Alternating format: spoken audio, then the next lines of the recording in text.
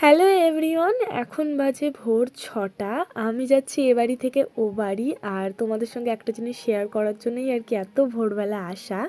আমি এখন রয়েছি নগরুকরা, আর তোমাদেরকে দেখাবো রাখির বিয়ের প্যান্ডেল। ভিডিওটা আমি যখন এখন এডিট করছি, আর এখন রাত্রেবেলা হচ্ছে রাখির বিয়ে, অনেকটা লেট করে ফেলেছি আর কি। তো তখন হচ্ছিল প্যান্ডেলের প্রিপারেশন চলছিল।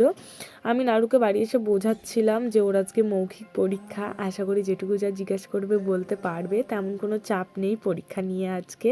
ওকে রেডি করে তো পাঠিয়ে দিয়েছি। ঘরের যেমন মেসি অবস্থা, তার সাথে সাথে আমার নিজেরও অবস্থা প্রচণ্ড খারাপ।